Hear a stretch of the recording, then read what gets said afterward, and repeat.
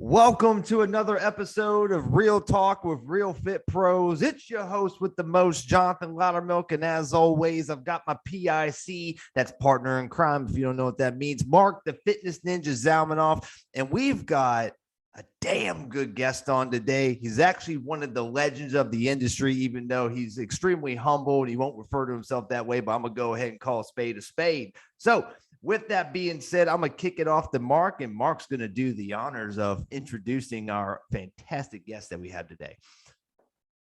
Yeah, I'm not going to get into my usual shenanigans on here. This is one of our industry titans. I mean, there's not many people who are industry known and have a great reputation that precedes them. So Jonathan Goodman, he has brought the fitness industry together since 2011. He's published 11 books.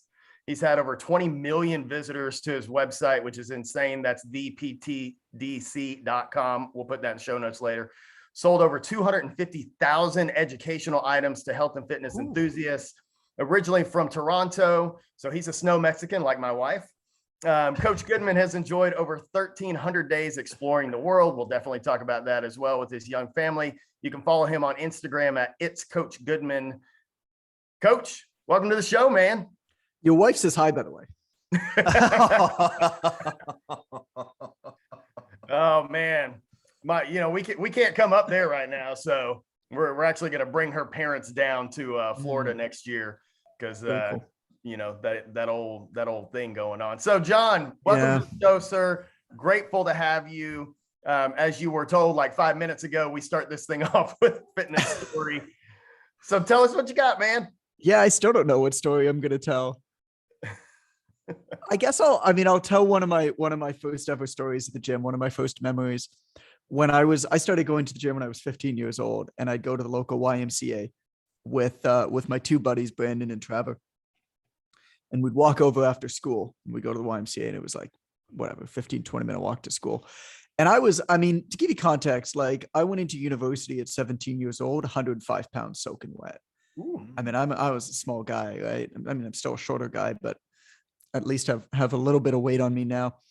And so when I was in the gym, I remember the YMCA basically had two areas for free weights. And it had one area that was, the 2.5 pound dumbbells to the 15 pounds. And the other area had the 20 pounds to, 20 pounds and up, whatever it went up to. I don't even know what it went up to because I never got anywhere close to it. And I remember sitting sitting there thinking, one day I'll be able to lift weights in the big boy zone where the weights start at 20 pounds. And it's just so interesting looking back there. And what I think a lot of fitness professionals perhaps need to do a lot more of is reconnect to how they felt and why they started. There's so much fitness professionals get often wrapped up in their own head, myself included, into what we think now, right? What we believe now. And we have to understand, like, I've been in the fitness industry for 17 years. Why did I start? Well, I started because I wanted to get laid in high school. Yeah, there we go. Same here. And like, it's become taboo to talk about fitness that way, to say, hey, I got into fitness because I wanted to look good because I thought that was going to lead to more sex. But the reality of it is, I think if a lot of people, not everybody, obviously, but if a lot of us are honest, like sex had a pretty big determinant of like why we got into fitness in the first place. And it's just, whether it was that or not, right? It's considered like noble to talk about all of the other benefits of fitness as a good reason to get into it. Mental health, huge, still huge for me. Disease prevention, longevity, all of these things are massively important. Don't get me wrong. But are they actually the reason why you started exercising in the first place? And I asked that question as a rhetorical question to you guys, to anybody listening, as a fitness professional. I think it's so important to connect with why we started, because the people that we're out there to serve and work with and help are starting their journeys. And you got to meet them where they are, not where you are now. I love it. That's good stuff. And you're absolutely right. Like, So many of us, we just forget. It's the curse of knowledge. You've known what you've known for so long, you forget what it's like to not know it. You assume a certain level of education or whatever it is in your clientele base, and they just don't have it because they haven't been doing the thing that you've been doing for that long. It's not what is present in front of their face 24/7. I mean, I always think back to one story of an old training partner that I had for a long time. He was a really smart guy. He was at that point, he was a pilot, and then he became an air traffic controller. And really smart guy. And he was super fit. He was, fitter than me at the moment, but I was personal trainer, and we worked out together, and we were training together one day. And I don't even remember what we were doing. We were lifting weights like idiot 20-year-olds probably in the gym. And he didn't understand. I think I was talking to him about cross bridge formation in muscle fiber contraction. And I couldn't believe that he didn't understand. I was like, what do you mean you don't understand it? And he just looked at me with this dead eye look. And he's like, what's the average takeoff velocity of a 747? And it just shut me right up. Because anybody who's a pilot or in the airline industry knows that, obviously. Right.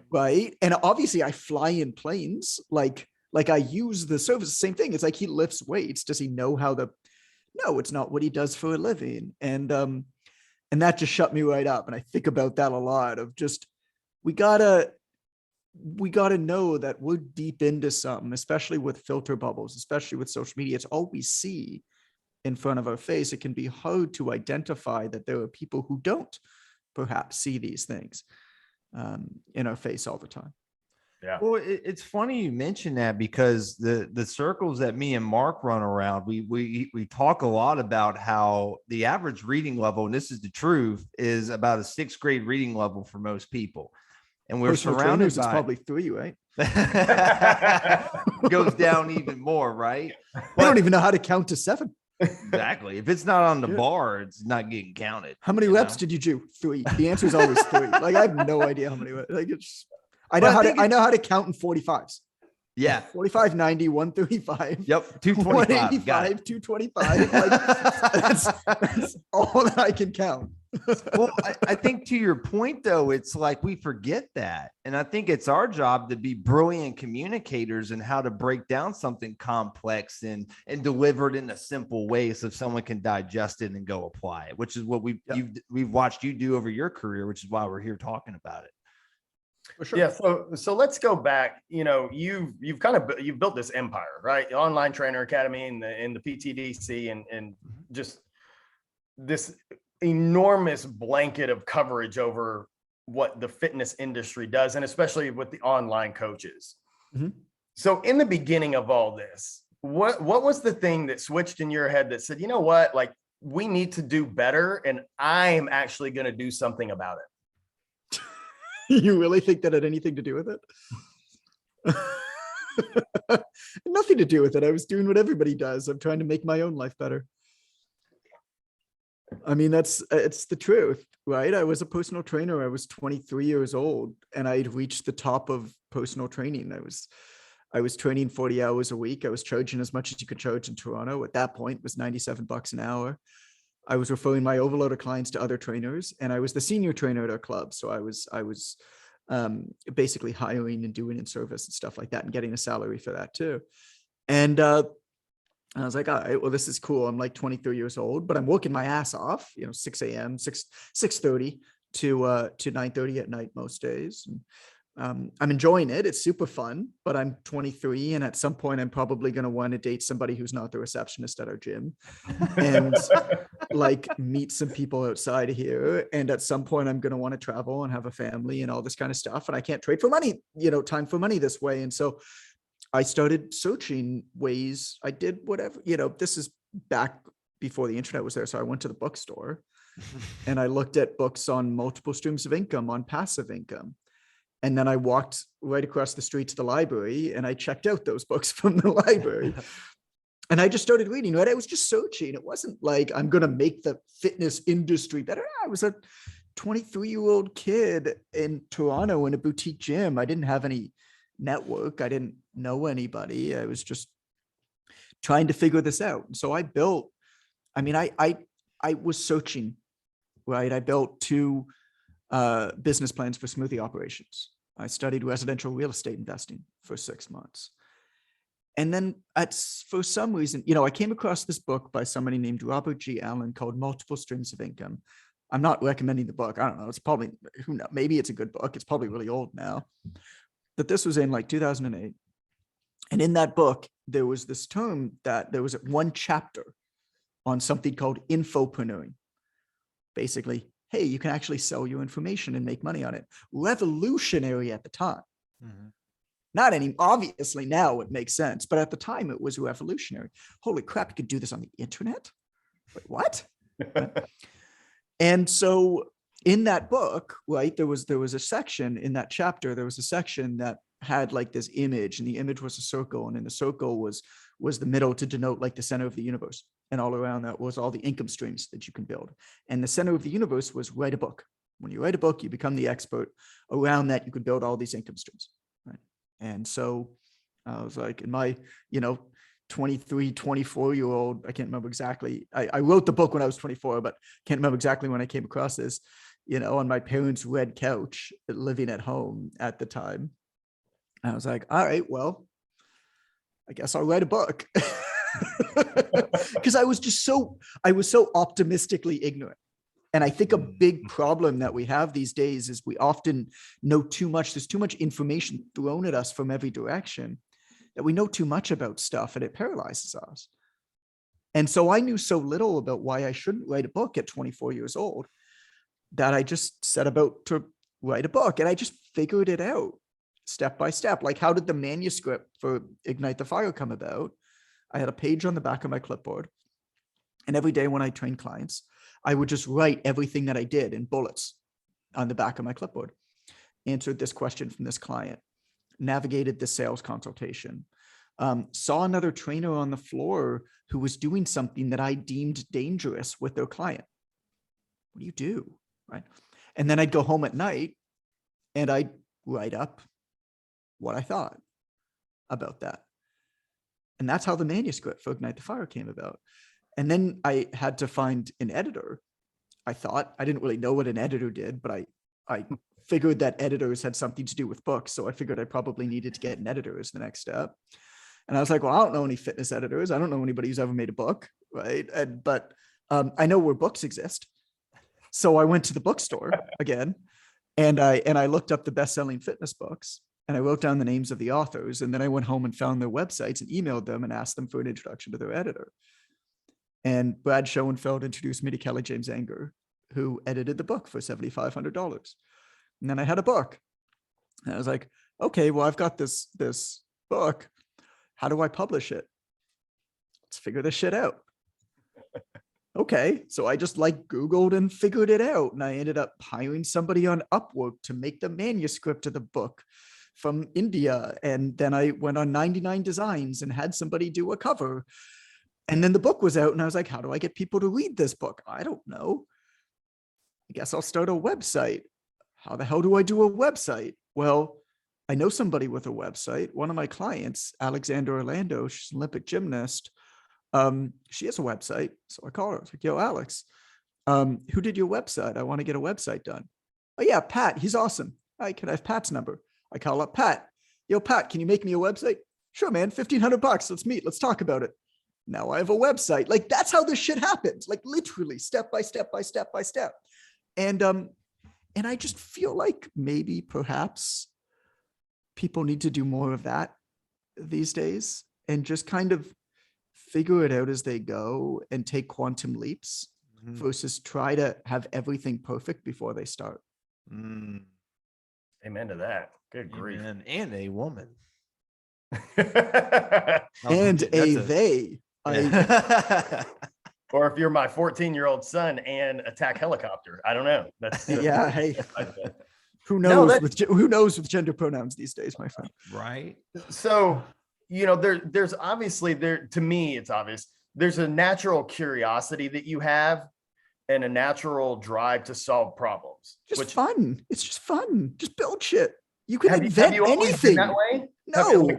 Did you grow up that way? No, never. No, I'm from a middle to upper class, affluent, reasonably affluent Jewish family in suburbia Toronto. What are you talking about? Every adult I ever knew was a lawyer, doctor, dentist, teacher, or accountant. My dad's middle management. My mom's a teacher. My sister's a lawyer. My brother's a banker. My other brother's a teacher. Every single one of my friends is a doctor, dentist, lawyer, teacher, or accountant. Like literally every single one of them. I don't know, man. It's fun. Why would you not? Just build shit, put it out into the world. Like it's so easy to do. You can figure it out. And so what? Like, so somebody on the internet is going to think that you're not a good person. It's like, so go home to your hot wife and everything will be okay. Like, you're fine. Like what? Like why? Like where? I guess all of this to say, I mean, I'm making jokes, of course, but all of this to say, what actually is going to go wrong if you put yourself out there and build shit and put it out into the world versus all of this insane productive procrastination that's going on right now and trying to figure it out and get it perfect, right? What's actually going to go wrong? Do you know? Because my guess is not very much.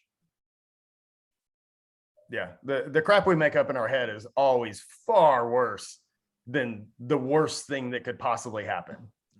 Yeah, Mark, you're a philosopher. So Seneca once said, if you wish to stave off all fear, imagine that the worst that can happen most definitely will happen. Yeah. Right? Fear setting. Worst case scenario. If most fear exists in our mind, fear is an irrational response to the unknown. If you want to eliminate fear, you simply have to make the unknown known. So imagine the absolute worst case scenario. Because most of the time what happens is that we make up a whole bunch of shit in our head that we can't even describe. We don't even know what's going on, but we worry because we're unsure of it. We haven't defined the problem enough. Define the problem, define what if everything that could possibly go wrong goes wrong. What does that mean? Because usually it ain't that bad. Yeah. I know Gary Vee talks about that a lot too, of like, that fucking guy envisioning his family being murdered. You know, he's like, okay, I envision that. Well, that's not going to happen. So how bad could it possibly be? In his little voice, you know, he's got that little voice that freaking guy thinks of everything before me. What a jerk. So let's talk about all these books. Oh, geez. Don't do it. It's a bad idea. It's not a smart thing to publish 11 books. Like, publish one book, make it really fucking good, and then promote that book for 10 years. Don't write 11 books. It's a stupid thing to do. Anyway, what do you want to know? So just so you know, John and I both published our first book this year, and I have right now I have no intentions of publishing. Don't do any more. No, don't. Now I definitely don't. Terrible idea. Where's the motivation to put these out? Like, I can't not do it. Is it just all in your head and you got to get it out there somewhere? It's just fun. You like to build. I like to build stuff. Yeah, that's what it is. Yeah, I like to build stuff. I want to build stuff and put it out into the world. That's all it is. It's not a smart strategic thing. It's not smart to write and self-publish 11 books. It's a stupid thing to do from a business standpoint. Cheap either, by the way. Not cheap. Mm-hmm. You know how many things I could have been doing in that time?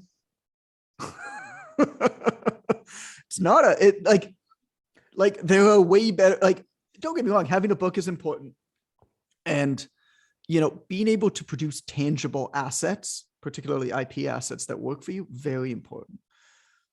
But the way that I've done it over the years, it's not a smart way to go about it. I just could not do it. There's not that much more to it than that. It's just, I've always got to have multiple things on the go.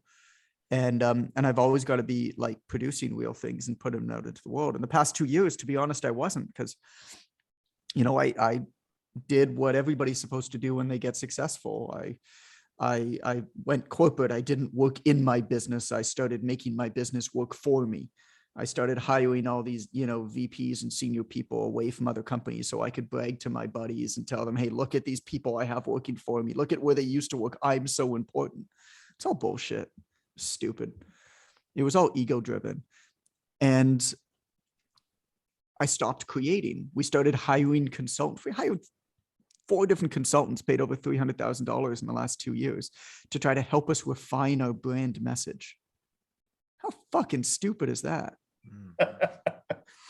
I am a customer. I know how I think. Why am I hiring somebody who's never worked in the fitness industry to do interviews with our customers and then hiring statisticians to analyze them? Stupid as that. But that's what successful businesses do.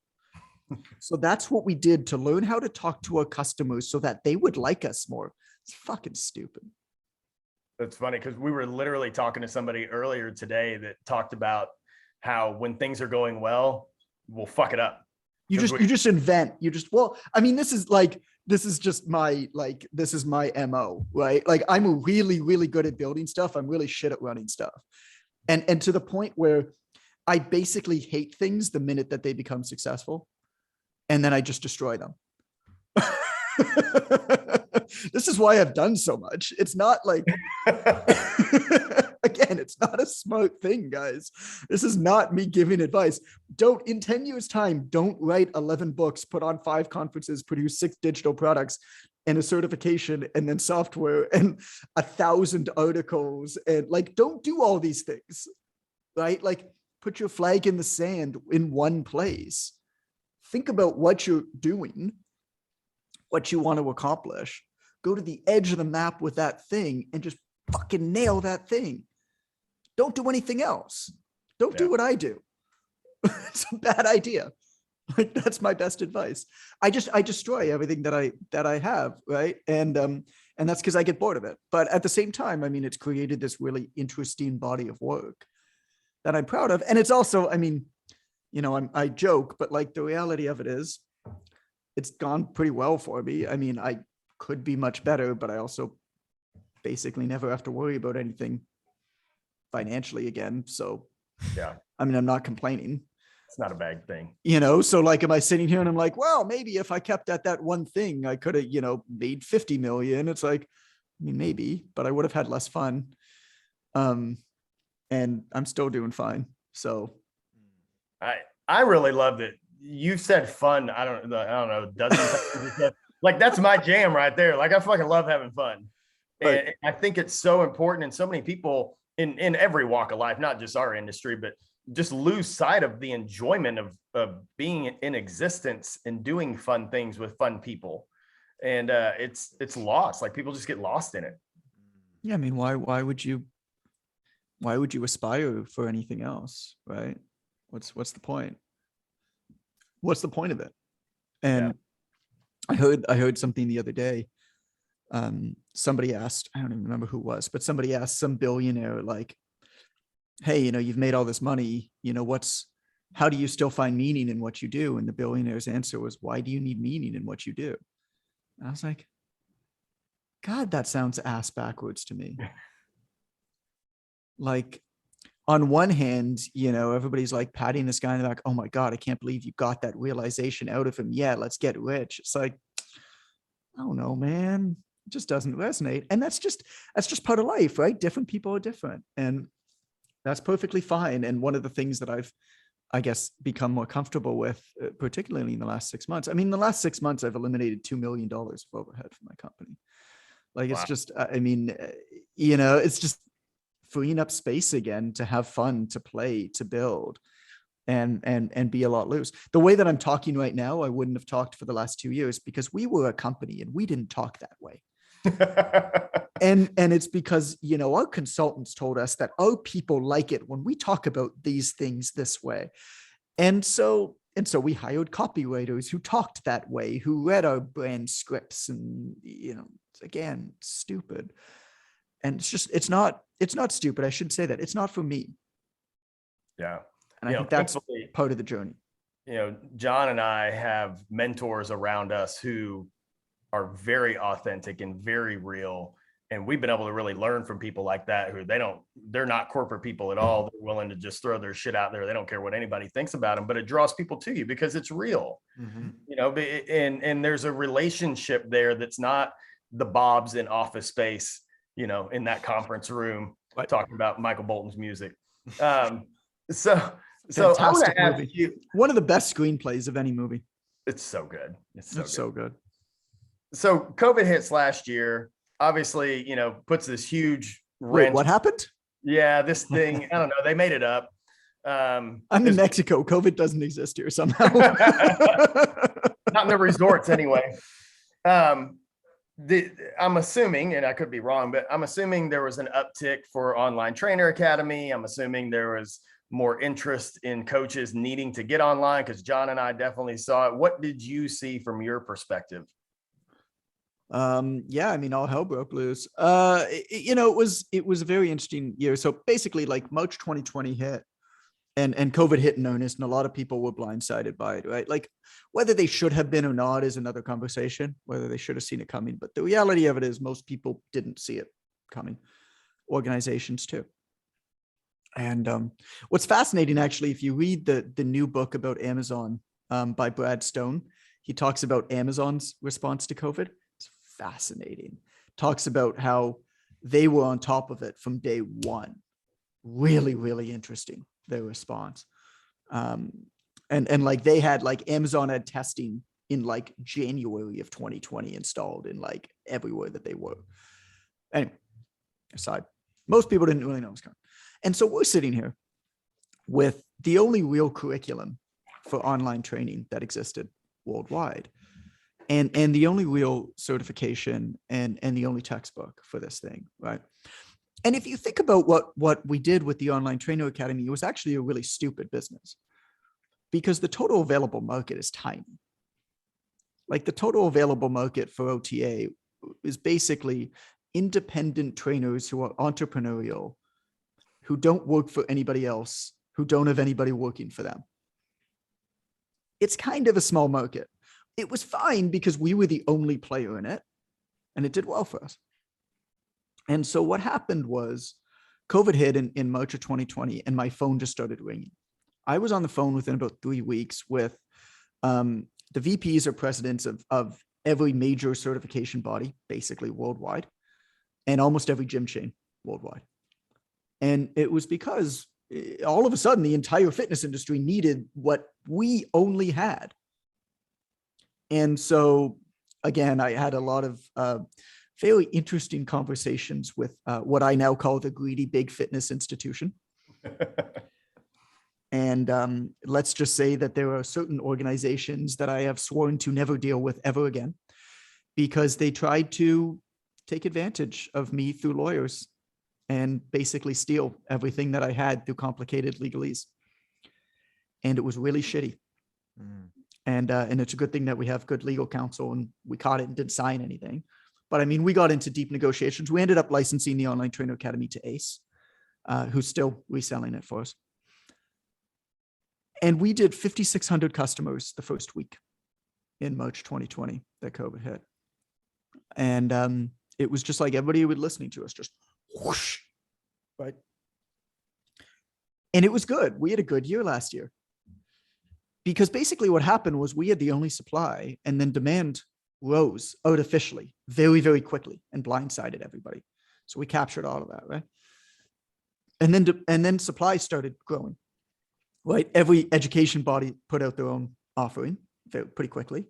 Most of them just made shit up, like literally, like NASM built those in 3 weeks. I know, because they were going to buy ours 4 weeks before that. And they just like put anything out. Like, they just don't give a shit, right? They just needed something. And if you hadn't noticed, NASM's one of those companies who I've sworn to never deal with. And so, you know, this happened. And then every Instagrammer with 1,000 followers or more all of a sudden put out their own offering too, and started mentoring and whatever it is. And so that was also fine, because demand was still so high. And then when the world basically opened up this year again, or started to, in and around May, demand went back down to like basically normal levels, but supply is still super high. And our sales just fell off a cliff. And, you know, we've always had a very fiscally responsible company, tons of money in the bank, tons of space. We know our numbers really well. And most of our revenue is on payment plans. So we know, because we were not replacing the payment plans at the rate that we were selling. We knew exactly the dates that like our revenue was going to fall off a cliff. Like, I knew in October, I knew again in December, and I know in January, our revenue is basically just going to fall off a cliff, because we just haven't replaced it. And so it exposed just how frail the business was in, selling a certification, and it made us better. And I think that's one of the things that, pandemics do, or black swan events do, not necessarily pandemics, but like it breaks down shit that isn't actually very good and makes it so bad that you're forced to do something about it. So we had our pandemic moment this year, and it sucked. It truly did. But at the end of the day, we'll still be profitable. We've still never had an unprofitable year, but like it's been interesting because it's forced this like deep introspection about like, what are we doing? Like my problem has always been just, I don't have anything to sell. Like I'm kind of largely disinterested in selling stuff. I just want to build shit and I just want to give it away. And so that's fine if you don't have a few $1 million of overhead every year. But if you do, and your revenue falls off a cliff, it forced us to do things that were very much outside of our value system, and it was bad. And I always go back to a mentor of mine, somebody who's become a friend. His name's Don Dapani. He was an ex-Hindu monk, and we were sitting in a hotel. It's actually kind of a funny story because I was sitting with him. He's in his monk garb, and we're in the Shangri-La Hotel in Toronto, and there's like prostitutes at the next table, and I'm sitting there with this monk, and he's a chill guy. I like him a lot. And I asked him, this is a number of years ago, but I asked him, I was just like, man, like what? I like to think like I asked him in a very stage way. I'm like, monk, let me ask you a question. I was probably like, man, like, you know what? I never like aspired for any of this, right? Like I never like dreamed. Yeah, I was like 2008. Nobody like dreamed of being an entrepreneur in 2008. It wasn't like a cool thing to do. Right. So I was like, I never like knew any of this would happen. It just kind of happened. And I've done pretty well. I've done better than I, ever thought. I figured I'd do what every adult that I knew would. I'd work in the morning until night, and then I'd come home and then I'd get a salary and I'd, do that, and I'd be happy. But I found myself in this situation where things are going pretty good. So how do I know when it's too much? And he took a second to respond, as monks do. And he spoke very slowly and as monks do, right? And he said, most people, when they ask this question, expect some sort of a financial answer. They expect something like, oh, well, as long as you have $5 million in the bank and your house is paid off, you can reasonably expect to make 7 to 10% interest a year on your $5 million, which is going to get you about $50,000 a year to live off of. And then you live off of the interest and you never take down the principal. And that's how you know when you have enough and you're good to go. It's like, it's not the answer to me. Because the answer is, you have to have a value system. You have to know what energizes you and what makes you excited to go to work every day. And as long as you're working within that value system, as long as you're not being forced to do things that take you outside of that value system, and you're excited to work every single day, he says, make as much goddamn money as you can make. But the second that you are being pulled outside of that, it's too much. And I've reflected on that a lot as I've seen a lot of my friends sell their companies in the past couple of years. There's been a huge consolidation in the fitness industry the last few years, exaggerated by COVID, but it was happening before then. And I've seen what's happened to their companies since they've been sold, as they've been owned by private equity and venture capital and stuff like that. And all of a sudden now, these companies that were built off of really strong value systems are now owned and have a primary responsibility, fiduciary responsibility to their investors. And the investors just want to make money. The investment company has a responsibility to make its investors money and invest in the companies that are going to make it the most money and run those companies in the way that's going to make the most money out of them. And as a result, these companies now act well beyond their value systems. And I've seen that happen. I've kind of thought to myself, just doesn't really seem right to me. I just don't want to do so. If that means that I'll make a little bit less, like that's fine. But I kind of broke everything down that we were doing. And I'm building it back up. I'm in, I don't know what it is, my third or fourth midlife crisis. It's fun. And it's, I'm having fun again.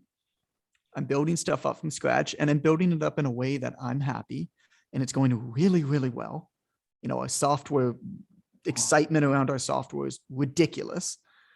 And we have a new course platform coming out, and our mentorship is doing well. And what's interesting is that I'll make as much goddamn money as I want with those, but we're going to do it our way. And if that means that it's not ultimately as much as we may otherwise make, so be it, right? I don't remember what question you asked. Oh, what were you talking about? No, that's fantastic. I mean, you're speaking our love language here, because we talk about core values all the time.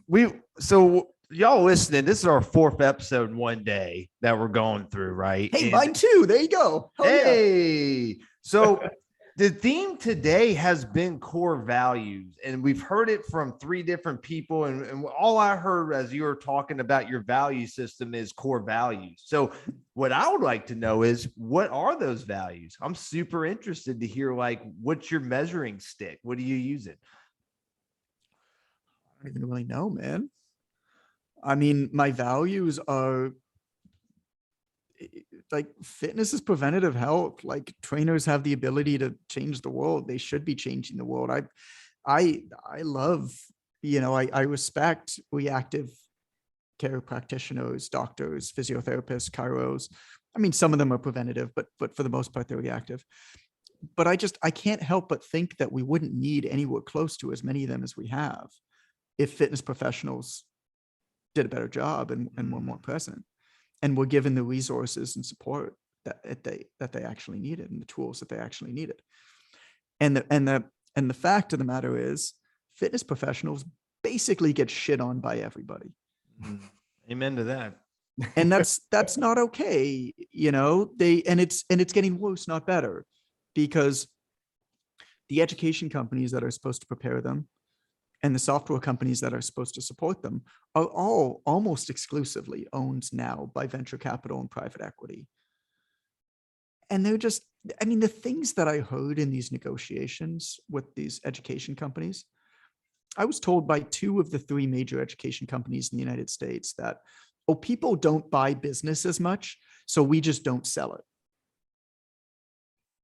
And then they go and they talk about how they have job placement guarantees and stuff. That's all bullshit. Right.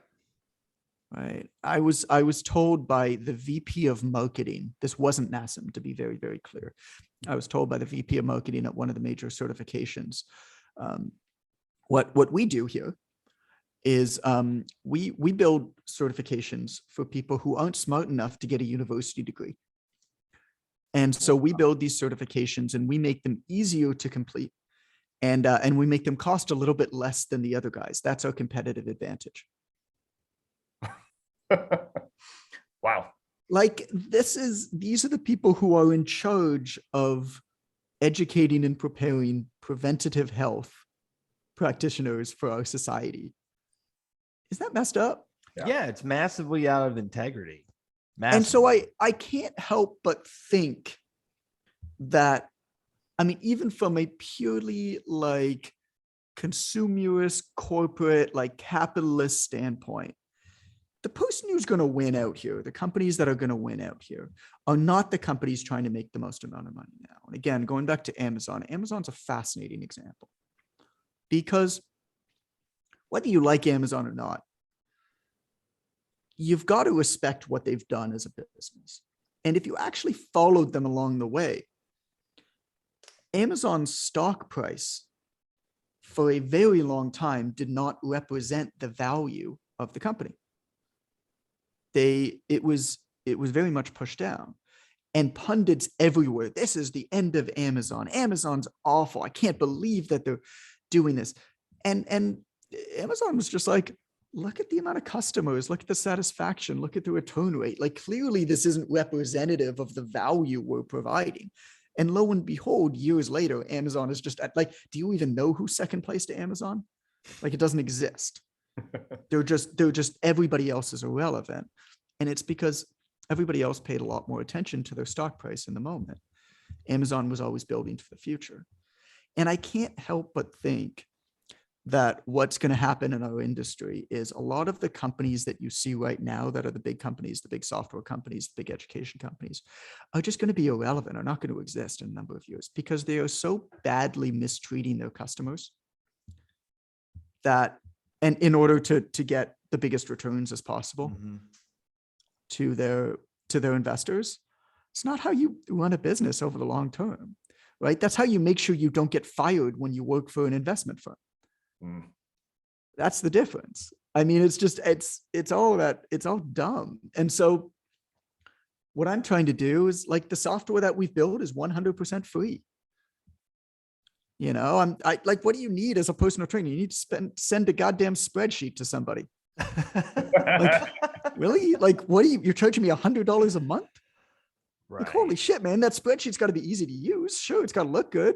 It's a goddamn spreadsheet. Why do you need all this other shit? Nobody needs that. Nobody wants that. You're just making it unnecessarily complex just so you can charge a bunch of money for it.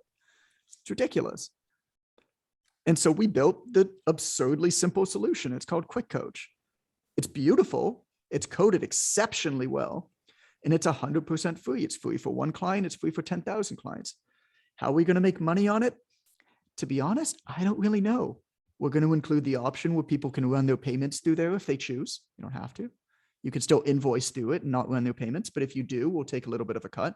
You're not going to pay any more for payment processing than you would anywhere else. But we'll take, a little bit of a cut. Beyond that, I don't really know.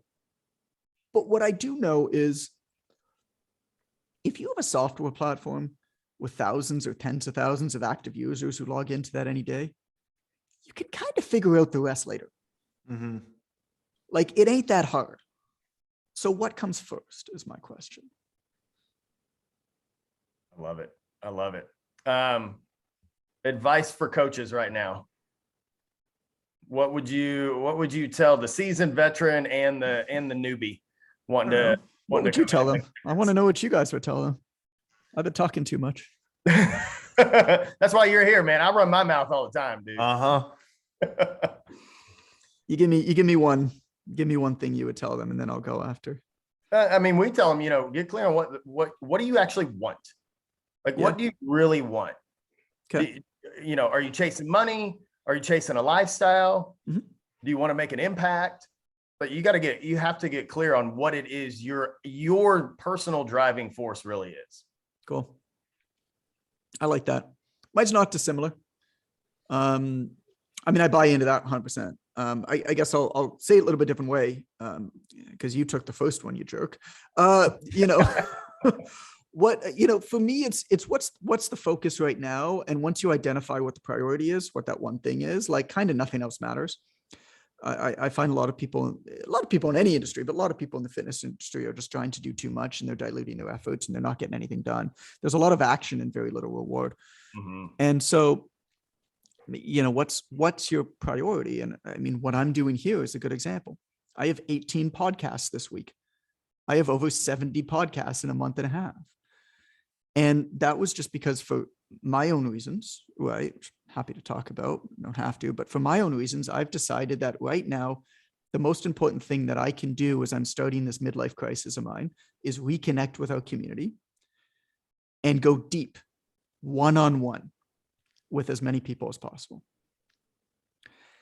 And not just anybody randomly, but I want to connect with people who I think are, doing good work and probably going to be around for a long time. So I look for indicators of seriousness. And somebody who has a podcast is a very distinct indicator of seriousness. It's not that hard to do, but it's harder than posting a picture on Instagram where you're pointing at fucking words in the middle of nowhere. Right? And so, it's like, you go I like to hike. So I use this example. You go to a national park in the United States, even the busiest national park, you walk 5 minutes off of the path and you got the whole park to yourself. Like being in a league of your own is actually not that difficult. It requires a tiny little bit of extra effort. And so, for my own reasons, right, as I connect with my community, I wanted to be able to connect and get to the ground level and have deeper conversations. I wanted to get better and better at communicating myself again, because I've been behind the scenes doing stupid corporate stuff for 2 years. And I wanted to build real relationships with people who show indicators that they're going to be around for a lot of years. So I decided I'm going to do a podcast. I'm going to do a bunch of podcast interviews. And because I decided that, because of all those reasons, right, I decided that this was the most important thing for me to be doing right now. I'm going to the edge of the map with it. I'm not doing anything else. I'm doing 80 of them, right? I'm not doing like 1 a week, 2 a week. It's because this is the most important thing for me to be doing right now. I did a podcast with a gym owner, business development, something or other group 2 weeks ago. Good guys. I can't remember the name. Good guys. And it was a really fun podcast. He had like a voice for radio. It was really disturbing. It made me sound awful. But it was, I hate people like that. You know, when you meet somebody and you're just so kind and like nice, and like, I could never be that kind and nice. And so I hate you. It was like one of those. And so he was talking about how they help their business owners, and talking about how they do lunch and learn, like encourage their gym owners to do lunch and learns at local businesses, and how it's really important to connect with the local business and stuff like that. And I was like, that's cool. Like lunch and learns are fun, but I don't know. I never had success with them, right? Because it was like, what are you going to do? Like call up like an HR manager somewhere in a company and be like, hi, I have value to add to you. You know, let me come in and like speak to your staff. And like, that's just no fun for anybody. It's like, but like, let's talk about how to maybe do something that's a little bit more creative, understanding what actually drives behavior and understanding who the decision makers really are. And if you own a local business. And so they were in Sacramento. So I used the example of Sacramento. I'm like, what actually drives the majority of behavior? It's 2 things. It's sex and status. Like it or not, it's just what drives behavior for the most part. And so what if, instead of doing lunch and learns about fitness, right? What if you start a podcast that's called The Best of Sacramento? And you just happen to own a gym in Sacramento, but the podcast isn't about fitness. It's The Best of Sacramento. Well, now you can call the secretary for the CEO of the biggest companies in Sacramento and invite the CEO of the company onto the Best of Sacramento podcast, where you interview and highlight the trailblazers and the business magnates that are bringing Sacramento into the 21st century, doing amazing things for our community. Well, now you have a one-on-one conversation for an hour with the CEO of the biggest companies in Sacramento. Probably a more in-depth one-on-one conversation than that man or woman has had with anybody, including their spouse, in months. You've got a relationship with them. By the way, you just so happen to own the gym. Don't forget that, right? And now all of the CEOs and stuff like that are your personal network in Sacramento. What's that going to do for your company versus lunch and learns with a bunch of people who don't want to show up? So like, my question is, so again, like the advice, it's not start a podcast, the best of whatever. I mean, maybe, but what is the goal and what is the number one best thing that you can do to achieve that goal? And go all in on that and ignore anything else. Who gives a shit about your Instagram account if you're a local gym? Who cares, right? And who cares about building a big audience for a podcast? Because podcasts are a terrible way to build an audience. Podcasts are a fantastic way to network. Podcasts are a fantastic way to help somebody else improve their perceived status by being on the podcast. And podcasts are a fantastic way for you to go deep with somebody. So if that's the goal, go all in on that. Right. And so I just question, I question a lot of the actions that people are taking, like the littlest bit of creativity seems to me, an opportunity to stand out a lot. All right. So if anybody's got a mic they can drop, we can just drop that mic right now. We can do that. That's fantastic, man. And I appreciate your insight. I know we got a hard stop coming up here, so I want to be mindful of your time. But real quick, last question for you before we get off of here. If you had a billboard and you could put a message on that billboard for everyone to see, what would be the message? I mean, geez, I don't know. I guess I'm just making this up as I go. Don't you realize that you can too? Ooh, I like that. Yeah. I'm gonna put that on a t-shirt too. Yeah. It's a good one. You know what I'm going to put on a t-shirt? I'm going to put on a t-shirt. Wow. You sure don't look like your picture on Instagram. And I'm just going to bring that to a fitness conference and just hand it out to every single person I see. That is fantastic. That's great. Dude, thank you so much for your time. We really appreciate it. You Yeah, gave absolutely. like really amazing insight into the industry. I appreciate it. We'll put all your links in the show notes, make sure people can connect with you. And man, thanks for being on our show. We appreciate it, man. Thanks so much, guys. I enjoyed myself too. Talk soon. Bye-bye.